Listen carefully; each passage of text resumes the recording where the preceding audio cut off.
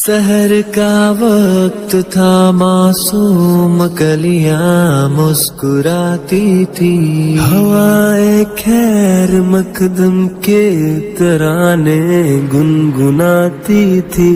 ابھی جبریل بھی اترے نہ تھے کعبے کے منبر سے کہ اتنے میں صدا آئی ہے عبداللہ کے گھر سے۔ مبارک ہو شہ ہر دو سرا تشریف لے آئے، مبارک ہو محمد۔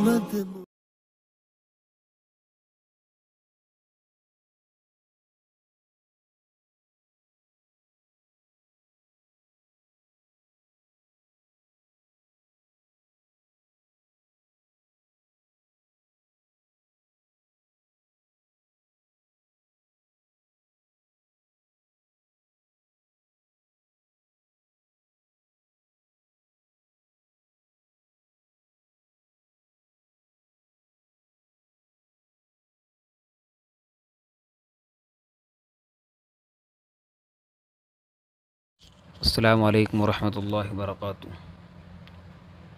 اس سے پہلے ویڈیو میں ہم نماز کا مسنون طریقہ اور ہاتھ باندھنے کے طریقے کے بارے میں بات کر چکے ہیں۔ آج کے اس ویڈیو میں ہم بات کریں گے رکوع کا طریقہ، نماز میں رکوع کس طرح کرنی چاہیے۔ شروع کرتے ہیں۔ رکوع کا طریقہ: نمبر 1، رکوع کی تکبیر کہتے ہوئے رکوع میں جانا، یعنی کہ اللہ اکبر کہتے ہوئے رکوع میں جانا۔ نمبر 2، رکوع میں دونوں ہاتھوں سے گھٹنوں کو پکڑنا، رکوع میں دونوں ہاتھوں سے گھٹنوں کو پکڑنا۔ نمبر 3، گھٹنوں کو پکڑنے میں انگلیوں کو کھلا رکھنا۔ نمبر 4، پنڈلیوں کو سیدھا رکھنا۔ نمبر 5، پیٹھ کو بالکل سیدھا رکھنا، یعنی کہ پیٹھ مطلب کمر کو بالکل سیدھا رکھنا۔ نمبر 6، سر اور کمر کو برابر رکھنا اور نگاہیں قدموں پر رکھنا۔ نمبر 6، سر اور کمر کو برابر رکھنا اور نگاہیں قدموں پر رکھنا۔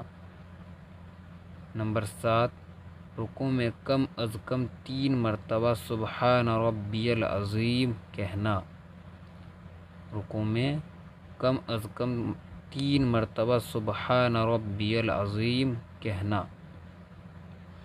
نمبر 8، رکوع سے اٹھتے ہوئے امام کا سمیع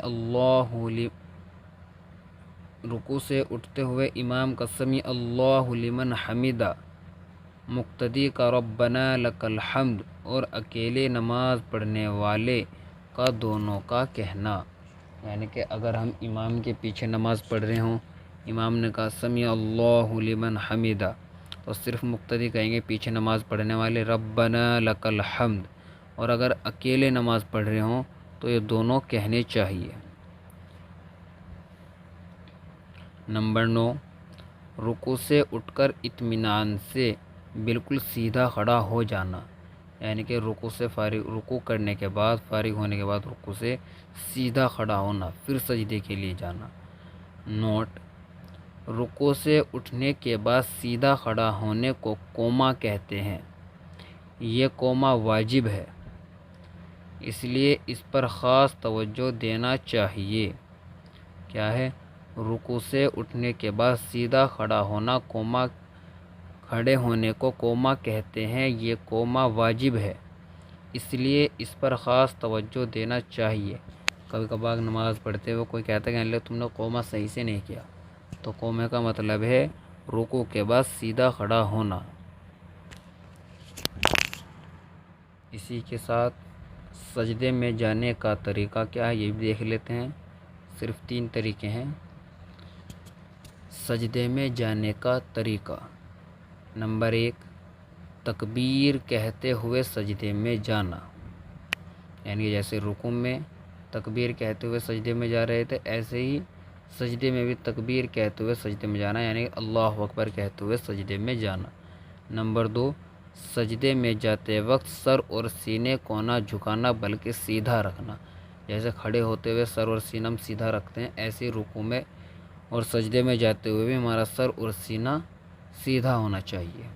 نمبر 3، پہلے دونوں گھٹنوں کو زمین پر رکھنا، پھر دونوں ہاتھوں کو، پھر ناک کو، پھر پیشانی کو. یعنی کہ پہلے ہمیں اپنے دونوں گھٹنے زمین پر رکھنے چاہیے، پھر اپنے دونوں ہاتھ، پھر دونوں ہاتھوں کو، پھر ناک کو، پھر پیشانی کو.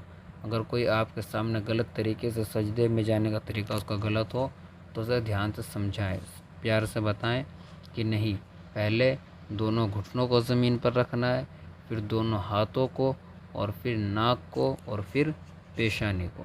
السلام علیکم ورحمۃ اللہ وبرکاتہ.